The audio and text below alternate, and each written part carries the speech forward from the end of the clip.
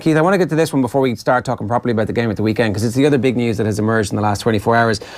Just Incredible is the username on YouTube, so there you go. Will Sean O'Brien be bombed out of the squad, a la Zebo? No. I don't see that in any way, shape or form.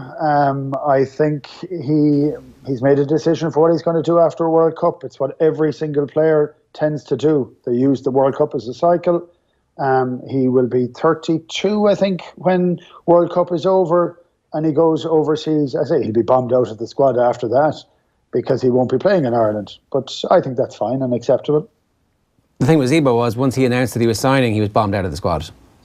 But also, there's driving to get to a World Cup, and that's the difference. And I still felt I'd like to have had Zebo in there, but Joe made the view. He said, no, we're planning for the World Cup. This is the thing that's important to Ireland. They've never got past a quarter-final.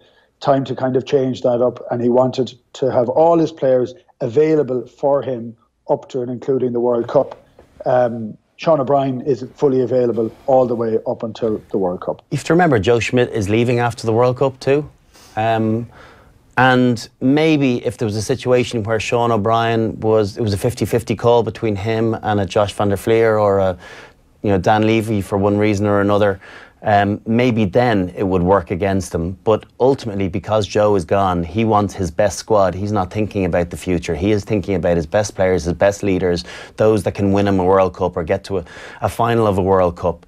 And Sean O'Brien, from a mentality point of view, and interestingly, seeing him back in the team this week, I think his communication and what he offers the team from a voice perspective. Talk to us about that, will you? Because I was listening to the game again a couple of times, and I turned the volume up a good bit, and all you could hear was English voices. I literally, for 63 or 4 minutes until Sean came in, you couldn't hear an Irish voice. And I understand when you're on the back foot, it's difficult to get your communication up, but that's probably the time to do it all the more.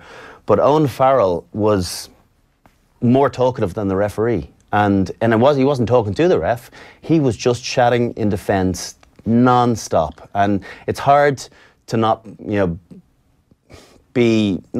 wouldn't quite say be in awe of him, but be amazed by his engine and his willingness to be relentless. It is just never ending. And even in collisions, he was shouting through collisions. I was like, is that his voice? Is he not making that tackle? Very distinctive voice. Yeah, it was brilliant. But you get that with Shawnee the whole time. If you listen to the referee mic, anytime he's in around the ruck, and Sean has quite a distinctive also voice as well. So you'll hear a lot of that squeakiness and constant talk, and it's, reaffirmation of what's happening to the referee. We're onside, or he's got his hands on the ball. That scrum half, it's out, referee, it's out. It's the small little chat that then gives the rest of his team a confidence to then get off the line and to play. And when he shouts it's out, and he takes a step forward, so does everyone else. And that's what leadership is really about. It's not about what someone says in a team tunnel or in the dressing room beforehand. It's actually that small little thing to drag the team with you. And I think that's why he's in the team at number 7 this week. Bit worrying that there weren't more voices, that you would have expected a few more people to be kind of a bit like that, given the level of experience and success that we've come through? Yeah, a little bit. I mean, CJ Stander was playing with a broken face, so maybe that's why he wasn't shouting too much. Peter O'Mahony probably had one of his quieter games, but we thought that we absolutely had the ascendancy at back row. Other than Billy Vunipola, if we could keep him quiet, we certainly didn't do that. I thought Tom Curry was brilliant, and even Wilson got through an awful lot of work. So, I think when you're perhaps not having your best game and you're finding yourself on the back foot, it's more difficult to talk. Yeah. It's more difficult to be that focal point and that person to grasp by the throat and go, right, here we go, I'm gonna take this on, and it's hard not to get frustrated when it's not going for you. So I don't know, I'm not part of I haven't been privy of that team for a number of years, but one thing I do know is that Sean O'Brien has always been one of the best communicators, and I think that's a big part. His aggression and his nastiness and the edge that he brings and the psychological place he gets himself every single game is part of the reason that he's in the team this week. Yeah.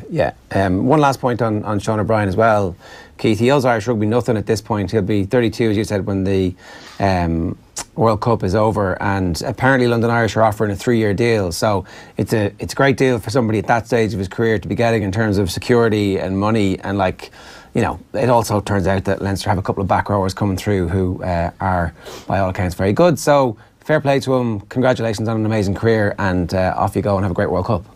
Yeah, I think it's fantastic business for everybody, actually, because he gets an extension onto his career. He gets to play into his mid-30s, which is fantastic for him. I always still think that we have the ability to pick those players if and when we ever need it. I think we can still do that. It's not the end of the world.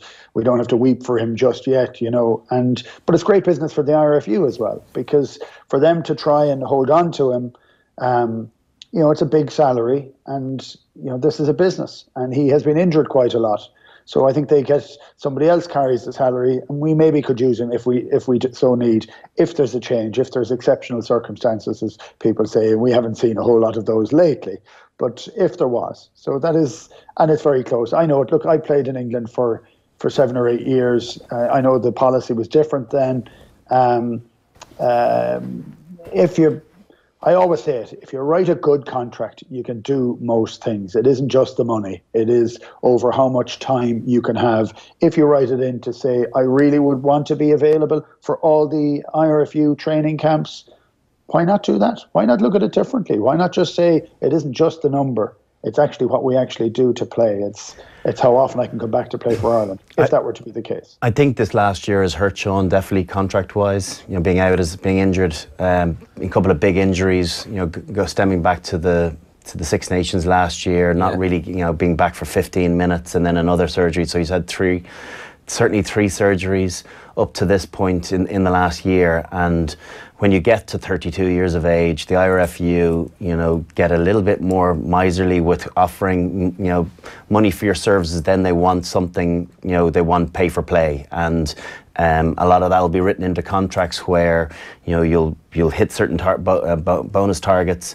you know, provided you play 3-4 internationals and so on. That's pending selection as well. He's obviously, you know, is he going to be around for the next cycle of the World Cup? Highly unlikely as a 36-year-old. Never say never, but it's unlikely considering the quality coming through. So this is, from Sean's perspective, this is a business decision that, you know, he's getting paid up front. He realises the likelihood is that he's not going to be selected for Ireland thereafter. So look after your future and try and, you know, get the longest contract that is out there with a club that want to have you on board. And I think Declan Kidney's being very smart about the way he's running London Irish with regard to trying to plug, you know, as many Irish players back into the system as he can and make it that Irish club again and get that exiles aspect going, because it's fallen off massively totally, in the last few years, and there's no identity there. Whereas the supporters that follow London Irish over there they're called Irish. They're not called London Irish, they're called Irish. Yeah. So they want Irish players in there and Irish players to shout for. Yeah, Sean O'Brien's going to put bums on seats for London Irish. He 100% is. Like, you know, he's an icon of Irish rugby, one of our greatest ever back row players, and they're getting a good deal.